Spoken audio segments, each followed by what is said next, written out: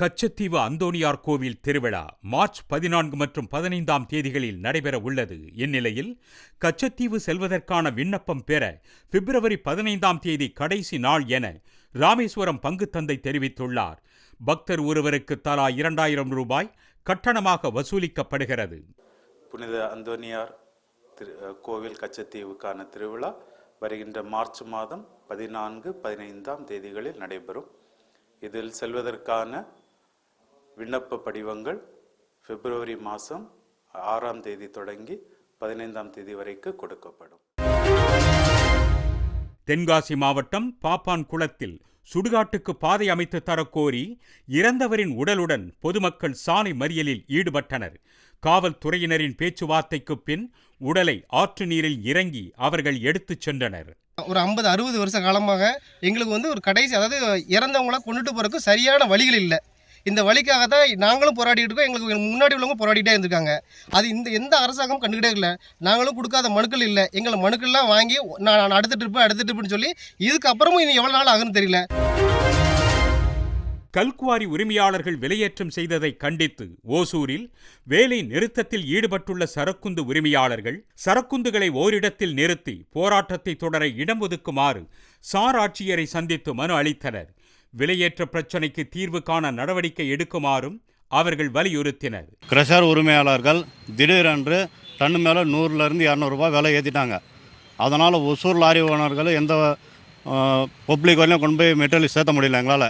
அதனால் நாங்கள் நேற்றுலேருந்து ஸ்ட்ரைக் அறிவிச்சிட்டோம். இந்த மாதிரி ஒசூர் லாரி ஓனர் சங்கத்திலேருந்து இந்த மாதிரி எங்களுக்கு இடம் ஒதுக்கி கொடுங்க, லாரிங்கெல்லாம் நிப்பாட்டி நாங்கள் போராட்டம் பண்ணுறோம். சார் பதிவாளர்களிடம் கலெக்டர் அலுவலகத்தில் மனு கொடுத்துருக்கோம். திருப்பூர் மாவட்டம் குளத்துப்பாளையத்தில் வயலில் மின்கம்பி அறுந்து விழுந்து ஜியாவுதீன் என்ற விவசாயி உயிரிழந்தார். பலமுறை புகார் அளித்தும் தொங்கிய மின்கம்பியை சரி செய்யாத மின்வாரிய அதிகாரி மீது நடவடிக்கை எடுக்குமாறு ஜியாவுதீனின் உறவினர்கள் காவல் நிலையத்தில் முற்றுகையிட்டதால் பரபரப்பு ஏற்பட்டது. சில இதெல்லாம் பார்த்தீங்கன்னா லைனில் பார்த்தீங்கன்னா இந்த நெல் இருக்கிற வண்டி ஹார்வெஸ்ட் போகும்போது இடிக்கிற மாதிரி இடிச்சும் போகுதுங்க, இடிக்கிற மாதிரி இருக்கு. இது சம்மந்தமாக நிறைய தடவை முறையிட்ட எந்த நடவடிக்கையுமே இபி ஆஃபீஸ்லேருந்து இது வரைக்கும் எடுக்கலைங்க. நேற்று ஒரு விவசாயி நீர்ப்பாய்ச்சல் வரும்போது கரண்ட் கம்பி மேலே விழுந்து இறந்துட்டாருங்க. இதுக்கு முழுக்க காரணம் மின்சார நிலையத்தோட அலட்சியம், குளத்துப்பாளையம் மின்சார நிலையத்தோட அலட்சியம் மட்டும்தான் காரணங்க. கும்பகோணம் மாநகராட்சியில் பணிபுரியும் தனியார் ஒப்பந்த நிறுவன தூய்மை பணியாளர்கள் 2 மாத ஊதியம் வழங்கவில்லை என கூறி பணிகளை புறக்கணித்து போராட்டம் நடத்தினர். சம்பளம் எதுவும் 2 மாசமா போடல. கேட்டால் வேலையை விட்டா நிப்பாட்டிடுவோம், யார் பேசுகிறா அப்படின்னு சொல்லி கேட்குறாங்க. சூப்பர்வைசர் சொல்லி மிரட்டுறாங்க எங்களை. நாங்கள் பிள்ளைங்களை வச்சுட்டு ரொம்ப கஷ்டப்படுறோம். வாடகை வீட்டில் இருந்து ஜாமான்லாம் எடுத்து வெளில போடுறாங்கிறாங்க. இதை வச்சு தான் நாங்கள் பொழைச்சிக்கிட்டு இருக்கோம். கேட்டால் அடுத்த ஆளை வச்சு நாங்கள் குப்பாடுறாங்கிறாங்க. எங்களுக்கு எதுவுமே கிடையாது.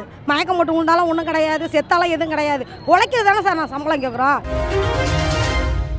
தென்காசி மாவட்டம் மயிலப்பபுரம் பகுதியில் அண்மையில் பெய்த மழையால் சாலையின் ஒரு பகுதியில் அரிப்பு ஏற்பட்டு ஆபத்தான நிலையில் உள்ளது. விபத்து நிகழும் முன்பு சாலையை விரைந்து சீரமைக்க வேண்டும் என பொதுமக்கள் வலியுறுத்தியுள்ளனர். அந்த மேல் பக்கம் இப்ப தற்போது 2 மாதம் முன்ன பெஞ்ச கனமழையினால அந்த சாலை, அது பிரதான சாலை தான், அதிகமாக போக்குவரத்து உள்ள சாலை தான். அந்த சாலை அதிகமாக சேதமடைஞ்சிருக்கு. அதாவது எப்போ உயிர் பலி வாங்குவோம் அந்த மாதிரி காவு கொடுக்க மக்கள் ரெடியாக இருக்க மாதிரி அப்படி கிடக்கு சாலைகள்லாம். அதிகாரிகள் நெடுஞ்சாலைத்துறை அதிகாரிகள் அந்த அளவுக்கு அலட்சியமாக இருக்காங்க. எங்கெங்கெல்லாம் மோசமாக இருக்கும் அந்த சாலையை தயவு செய்து போடுங்க. நல்ல சாலை மீது திரும்ப தார விரிக்காங்க. அதான் எங்களுடைய பணிவான வேண்டுகோள் ஐயா.